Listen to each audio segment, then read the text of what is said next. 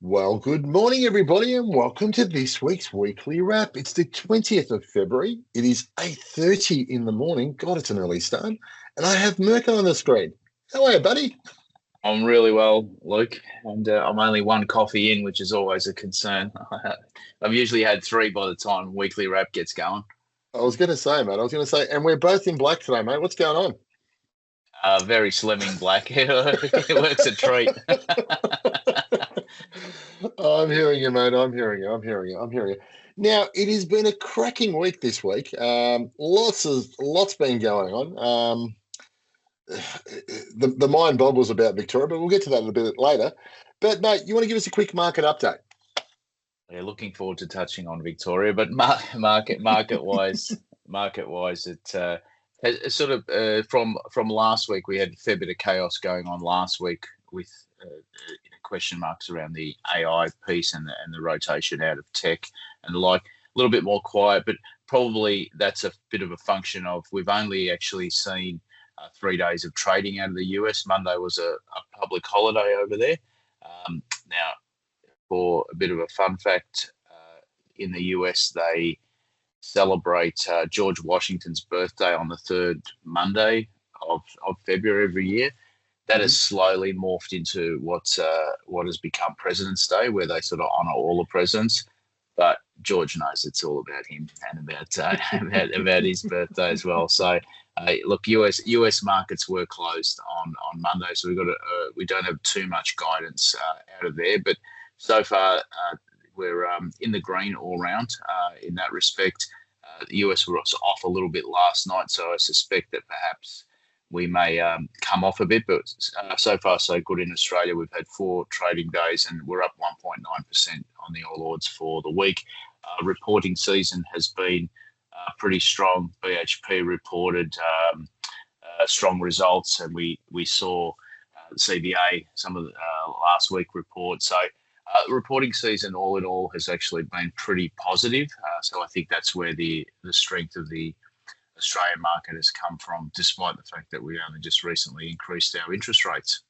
Yeah, no, absolutely. And look, the resilience of the market and the resilience of one corporate Australia and corporate global has been fascinating to watch because if you're sitting there, if you're watching the news, the world's falling apart. And there's a bit of Chicken Little, like everything's collapsing and everyone's going crazy from that point of view. But the reality is when we actually strip that back, tone down the noise, and actually just focus on what it is, the economic fundamentals from that point of view, companies are still saying it's reasonably okay out there. The conditions are okay. But the gap, I think, Mirko, as we've noticed, is the discrepancy between the haves and the have-nots, as in the companies that are doing well versus the companies that are struggling a little bit. That's probably getting a little bit wider. Have you noticed that yourself?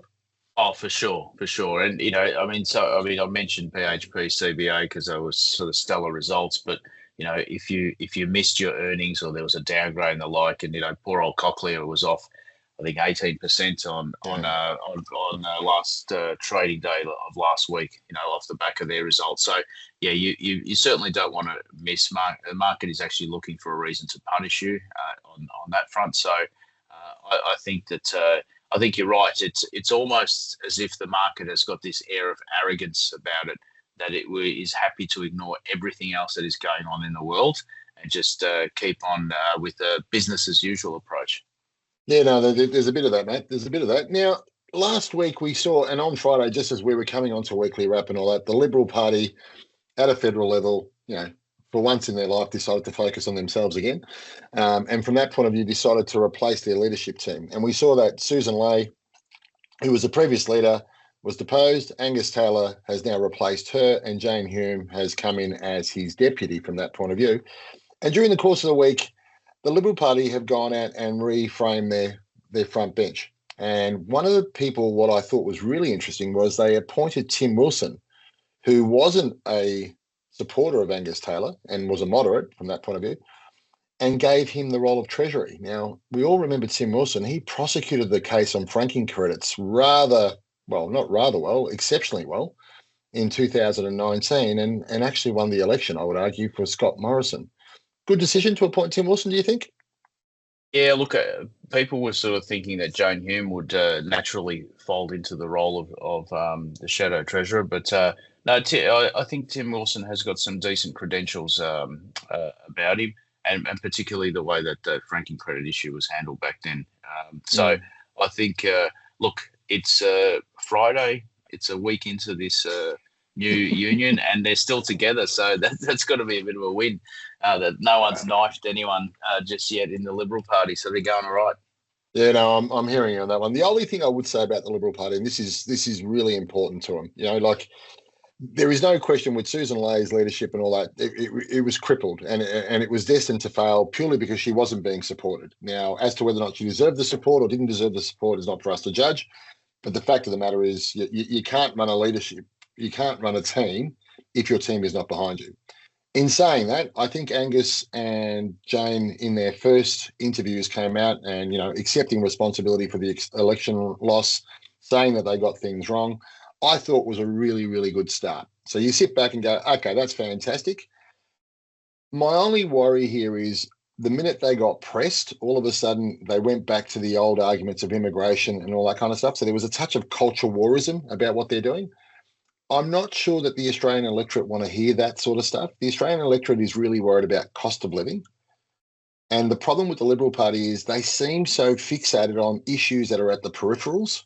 And yes, they sell newspapers, and yes, it gets sound bites, and yes, it does all that crap. But at the end of the day, when people walk into the ballot box, they don't give a brass razoo about that stuff. What they give a brass razoo about is, can I afford to live and how much cash have I got in my pocket? And I think the Liberals need to be really careful that they don't blow this opportunity of a reset. What's your view? Yeah, look, I think you're on the money there. And what's that saying, Luke? Always back self-interest. If you want to win elections, think about the self-interest side of things from a voter's point of view. And Correct. people want to know about issues being resolved that are pertinent to them and their households and their families. And the way that we're cherry picking subjects that seem to attract some headlines, and like that doesn't solve Mr. and Mrs. Smith's issue about the cost of living, and the fact that trying to do the grocery shopping and keep the lights on, and that is becoming more and more difficult. Absolutely, absolutely. Now, in some interesting data that came out this week from the ABS, we've had this long debate about, but we paid interest rates back in the 1990s of 17%, and you're only paying interest rates of 5 and 4 and all that kind of stuff. So this intergenerational argument where the boomers are saying, well, we had it worse, and the younger generation are going, you're kidding, right? From that point of view. Well, the ABS has actually gone and done some data, which was interesting from that point of view. And what they found is they found that today people are carrying 3 times the amount of debt when compared to what they were carrying in 1990. So you sit back and go, okay, that's a lot of debt from that point of view. Now, the older generation would then argue and say, well, okay, yeah, that's fine, but the interest rates are lower. But the reality there is when you start to look at the numbers and it's 3 times the amount, and given the levels of debt back in 1990 were significantly lower, you reckon the younger generation have got, a call to say, actually, we're worse off? Look, hey, you can cut this story any way you like. I mean, the reality is that households do carry way too much debt, and I think the numbers pointed to something like the ratio of debt to disposable income was 176%. Yeah, that's right. And if you trim that back to household debt by way of, say, home loans only, and folks on that, even that was 132%. So I do feel like people are living way beyond their means when it comes down to sort of the levels of debt that they're carrying, and this perhaps is a bit of a cultural shift as well of the I want it now generation, and that sort of that's coming through those numbers. I mean, those numbers don't lie. So the level of debt that we carry is way too high, and if you recall back down to the GFC days, that was at an institutional level, but it's usually debt that gets us into strife in the first place. It does, mate. It does, and I think the reality there is, like if people are sitting on $1 million worth of monies borrowed from that point of view and having to fund, 5%, 6%, whatever it might be, that's 50 or 60 grand of free cash flow. Now, 50 or 60. That's usually after tax. That's what I mean. So 50 or 60 grand in theory, like even at, at 30%, you're at 75, 80,000, $85,000 worth of gross earnings. So it's a whack to a family budget without question from that point of view. Now, there was an exclusive Resolve poll this week. And Resolve is a political monitor. They ring up and they do surveys and they do all that sort of stuff. And they interviewed 1,800 people in a particular week, only a couple of weeks ago, between the 8th of February and the 14th of February. And they were asking in relation to taxes. And one of the things that was surprising with all that is that in that poll, it showed that the majority of Australians want Jim Chalmers to reduce capital gains and slash negative gearing assistance. And also they wanted him to slash foreign aid. But in doing so, they didn't want that money to then go into retiring budget or retiring debt. What they wanted them to do was to then give them tax cuts.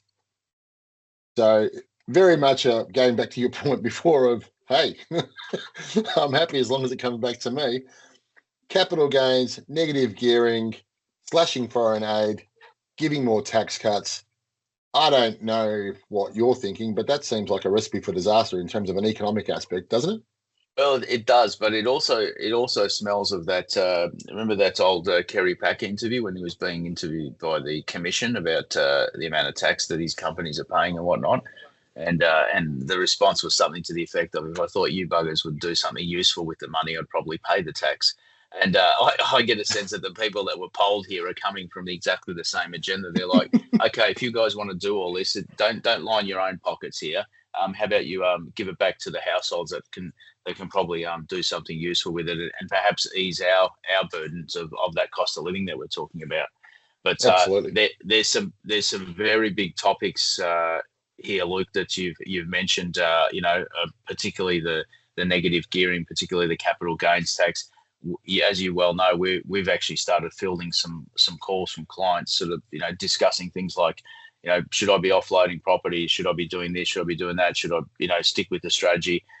This is going to be a very big topic of discussion, and I can't wait to see what comes out in the federal budget in May to see which route they take with this.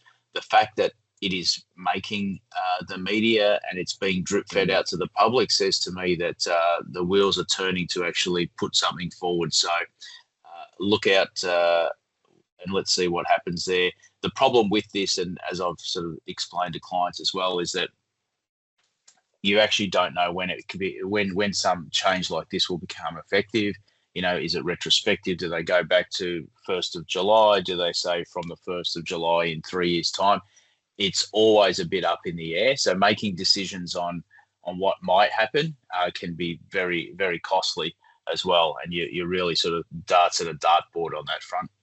Yeah, no, you definitely are. And I think, look, I haven't seen such a concerted campaign like the one we're seeing now, where these articles are dropping into the media consistently. And, they're appearing in The Age, they're appearing in The Guardian, which you kind of go, well, okay, I expect them to appear in those papers, but they're appearing also in The Australian, in the Fin Review. They're popping up everywhere. So at this moment in time, I think there's going to be a triple-edged sword here. I think, superannuation is definitely on the horizon. I think capital gains is definitely on the horizon in some way from a tax perspective. And I also do think that, from an inheritance perspective, that's also going to be something that's looked at. And we'll talk about that a little later. But I think from my perspective at this moment in time, if Jim Chalmers is serious about reform, and if Jim Chalmers is serious about wanting to alter the economy and the economics of how this all works, this is the budget that he can do it in. I don't think he can do it in next year's budget because they're only 1 year out from an election, and he definitely can't do it in an election budget year. So if he's going to do something, it's now. If he doesn't do anything, what a missed opportunity. But if he goes too far, God, we are going to have a hell of a parliament. Oh, it is going to be entertainment. Grab your popcorn, and it could be the first time people are locking into the ABC live stream of Parliament because there will be a lot going on. But you're right. This is a really key federal budget, and I don't know that I've been as excited or nervous about a federal budget as I think is coming up in May this year. Yeah, no, agree there. Agree there. Now, I want to talk about the Trump economy. The Trump economy, and kudos and credit when it's due. Yeah, the Trump economy, the guardrails have been removed, and the economy, in terms of where it's going, what it's producing, what its output is at the moment, is going from strength to strength. And based upon current data, the growth rate in the United States is coming in at 4.4%, which is an extraordinary amount of growth. Um, by way of comparison, Australia is chugging along at 2.1. So that just tells you the gap. All right. This is all fantastic from that point of view. Now, it's clear that in the United States, certain parts of the economy are booming. It's clear in the United States that certain parts of the economy is not booming. I guess two questions that I want to ask from that point of view is, what does this mean for interest rates in the United States? If the economy is chugging at 4.4, you and I both know that's at the top levels, and that's that pressures for inflation from that point of view. So that's the first issue. And the second issue is, when things are going so well and things are booming as they are, why are Trump's approval ratings in the toilet? Well, that is yeah, what do they call that? An oxymoron. How is that actually possible? Well, I think that all of a sudden people are actually starting to look at behaviours and the like, and perhaps that has something to do with it, as opposed to the data coming through from the Bureau of Statistics there for them. But that growth is massive at 4.4.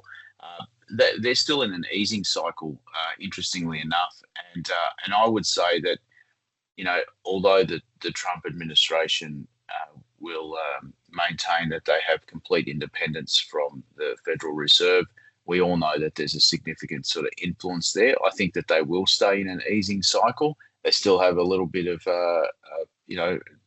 tools to use in the toolkit from a monetary policy point of view. My concern is that if they continue to grow at this rate and they have to revert the other way, what does that actually do to the economy, where you're actually trying to slam the brakes on? What does that do to markets? And and this is something that we've been talking about the whole time, and just sort of thinking about how does that play out. The thing that gives me great comfort is that they still have some tools in terms of monetary policy, and I'll be keeping a very close eye on when we feel like, yeah, perhaps there's not too many more levers to pull on that front. Yeah, I think there's probably two things that you want to be paying attention to: what the Trump administration does from a tax perspective. So if they keep on reducing the revenues down and all that kind of stuff, which serves as a stimulant, you'd be kind of going, yeah, I'm not sure about that. And I dare say the unemployment number, Mick. So if that unemployment number is soft, or getting lower from that point of view, so the employment numbers are going up from that end, that means there's more money in the economy, more money is being pumped into the system. You know how this game goes. Eventually, what happens is, and once it goes out of the box, pretty hard to contain without interest rates getting cranked straight back up again. So I think what we might find. Yeah, I'm not sure about we're still in the easing cycle. I reckon that might slam the door shut and we just kind of just sit now on our hands for a while, and that'll annoy the Trump administration because clearly they want interest rates to come down further.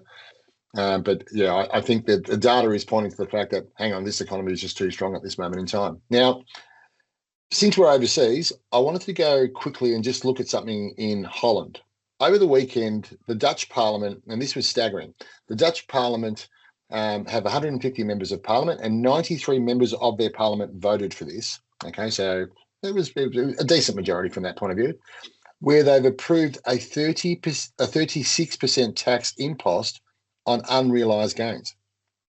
So the Dutch ATO on an annual basis is going to estimate every Dutch person's salary and their gains from that point of view, and automatically apply a 36% tax impost. Now, you remember Jim Chalmers thought this would be a good idea inside of superannuation, and you saw what happened from that point of view and the chaos that would cause. This is a very big deviation from what we know to be tax receipts and tax law, and it's coming from Europe, which is not surprising, but it's coming from the Dutch. I always worry when it happens in one country, slowly the cards topple over everywhere else. Am I being too paranoid? I don't think you're being too paranoid. I just always think about how on earth are you going to administer this? And what about on the flip side? if your government is going to tax unrealized gains, does that mean that when Mirko's holding some sort of dog investment in his portfolio, that's where he's dusted $50,000, do I get any credit for that, or is it just going to be one-way traffic on that front? And at a broader picture point of view, does this stymie investment? Do people Absolutely. sort of turn around and go, why would I bother? Why would I even bother? And we ask ourselves similar questions quite often, as business owners in say Victoria. Why do we get punished for taking on all the risk? Employing more people. I'm not sure about this one, whilst what was it, 93? Did you say of 150 MPs? Yeah, yep. Voted in favour. Yeah, that's all good and well. I wonder what the people actually think of that. Yeah, look. The other thing that really staggers me about this stuff is that if you're forcing, let's say someone's declared that you've made a $1 million profit on something, and you don't physically have the money. So for you to fund that gain, you've got to sell the asset. So if all of a sudden, if all the people are now being forced to sell assets in order to fund the gains that apparently they've made from that point of view, all these assets hit the market at the same time. Now, we all understand how economics works. It's demand and supply. So if there is an oversupply of assets now on the market and the demand isn't there to buy it, what that does is cause the asset prices to fall in value. It is just, you're just sitting here and looking at this stuff going, this is just totally out of whack with how common sense works. Sure, if you make a profit, you pay your tax, move on. We get that. But if you haven't made a profit, if it's all we have is on paper from that point of view, I think we are in real dangerous territory. And the scary part is if one country does it, the next country follows, and then, like idiots, the line forms to the left. Well, good luck to the Dutch trying to implement this and actually monitor it. I'll be very interested to see the longer term effects on this. Hopefully, we keep that what I consider to be a ridiculous policy at bay here for Australia. And my gut feel is that this falls on its head over there. But and the unintended consequences, I don't think people have even thought through that yet. Yeah, no, I do agree, mate. I do agree. Now, mate, I'm just mindful of time, and it would be remiss if we didn't speak about our beloved state here in Victoria. The IMF came out. The IMF came out with a warning this week which pretty much says that broke states will need a bailout. So pretty much they turned around and said, Jim Chalmers, you need to do something because Victoria is on the precipice, as is Northern Territory, and unless they run in their spending, you are going to, as in the federal government and the other states, Western Australia, South Australia, Queensland, New South Wales, are going to have to, and Tassie, let's not forget Tassie, are going to have to contribute their monies that should be going back to their people to Victoria and Northern Territory as a bailout. This isn't great reading, mate.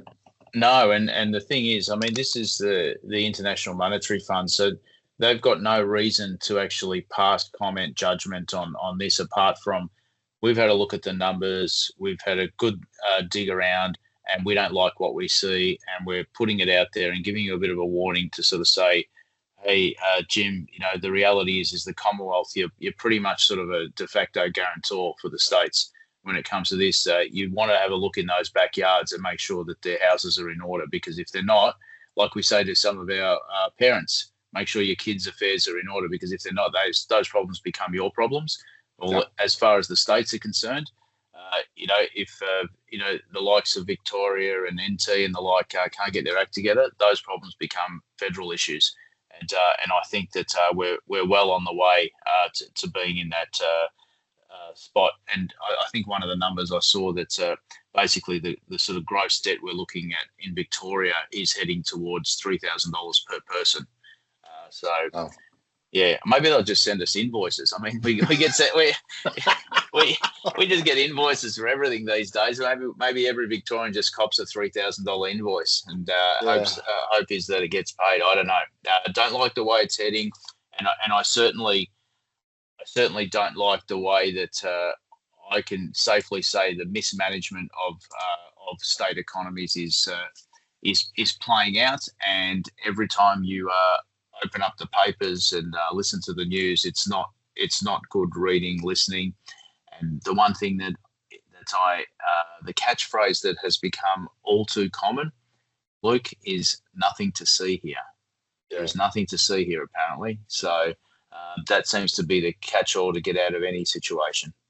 I think for mine, there's probably two things, Merker, that really irk me in the sense that, you know, the first one where you just sit back and you look at it and it's just zero accountability. And you know, the reality is people will go and do things, people will make decisions from that point of view, and there is zero aspect or zero impact moving forwards.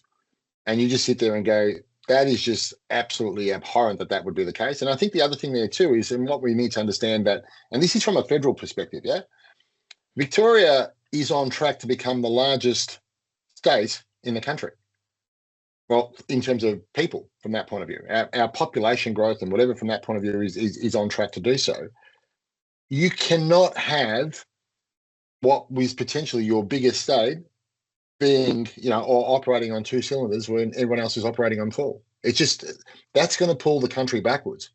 So if we have got a growth rate of 2, mate, we're going to drop down to 1 if we're not careful here. So these are significant issues. Now, to compound the problem, we also have a premier who has had a horrific week, and deservedly so for behaviours, has had a horrific week on the IBAC issue and the corruption within the big build and the CFMEU's involvement, and God knows whatever else is involved from that point of view. And she's now being asked some pretty tough questions from that point of view. And she has the audacity to gaslight the people asking the questions by telling them that she won't be accused of things she hasn't done, and yet won't answer any questions. Surely to God, Victorians deserve a better outcome than that. Nothing to see here, Luke. That's the response we're getting, and I'm looking at this, and I can't believe that this is happening under our noses, but it certainly is. And you know, even things like, you know, extending IBAC powers to be able to sort of follow the money trail and the like, and just sort of saying, you know what, let's just get to the bottom of this and put it all out there.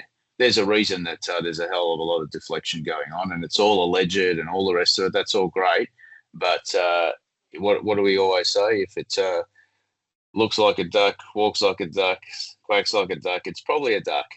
Yeah. And I get a sense of if we could put that to bed, that would be amazing. But this issue isn't going away, and I hope that it doesn't just to go away by using that catchphrase of there's nothing to see here. Let's move. Yeah, look, I'm gobsmacked at the audaciousness. I'm gobsmacked at the gall. I'm gobsmacked at the sheer dismissiveness of this government and their leadership and their involvement in all this rubbish. And the reality is, you know, the fish rots at the head. And, you know, this has been the problem there from that point of view. And this is probably a reason why, you know, fixed 4-year terms from a government perspective is actually dangerous, because we can't do anything about it, you know. However, I do hope if we can't do anything to her just now, and if we can't do anything to the Labor Party now, I do hope that when eventually common sense does return and these bastards are voted out, I do hope that the next party that comes in throws the absolute book at them.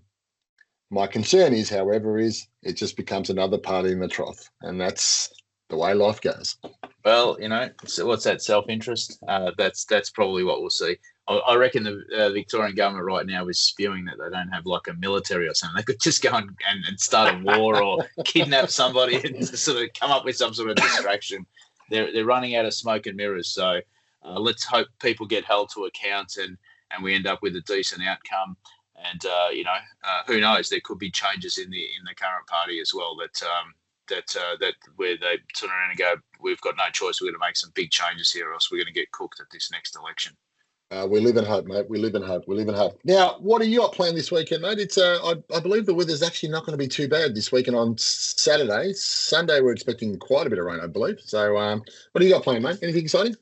I've got my fishmonger on the hunt for a 2 to 3 kilo blue eye for me, so that I can entertain some guests on Saturday and Nice. get the Weber fired out and the charcoal, and I'll be right in my element out there this weekend. That's what I'm looking forward to. What about you, mate? Mate, we're heading up to a winery actually. So myself and Mandy are going to go out to a winery, and we're just going to have a weekend away and just it's amazing. It was Christmas was 6 weeks ago. It feels like it was an eternity ago in truth. So we thought, yep, let's go away. We'll have a weekend. So I think we rack off tomorrow. We're up in the Yarra Valley there. So really looking forward to just a nice, relaxing, quiet weekend. Might try a shardy or two and just enjoy it. I like that, Lance Romance. Nice work. Yeah. Love your work. Hey, we need to mention some sport because the Aussies are absolutely firing over there in Italy in Cortina at the Winter Olympics, and I think our medal count is now sitting at 6, and we are completely having an absolute field day out there and batting way above our average, and I'm looking forward to seeing if we can jag a couple more medals. But I think we're 13th on the medal tally, and when you think about the countries that we're up against, that is absolutely insane. Yeah, no, absolutely, absolutely. And look, kudos to Danica Mason as well, who's gone to the thing, had a great time, had a couple of drinks, not realising the altitude can knock you about a bit, got on the news, did an interview, and probably didn't perform her best. But to her credit, next day came up, put her hand up and said, hey, overindulged. Sorry, move on. Fantastic. Leave the kid alone. Have some fun, for God's sake. All right, peoples. Thank you for joining me today, Mick. It was a cracking conversation as always. I always enjoy our chats. To all our wonderful clients out there, have a wonderful, wonderful weekend. Enjoy it. Be safe. Enjoy the sunshine. Have a drink or two. To our wonderful team here at Innate, thank you as always. You do a cracking job and we appreciate all the work that you do. And until next week, take care and we'll see you soon. Cheers, guys. Hey, folks.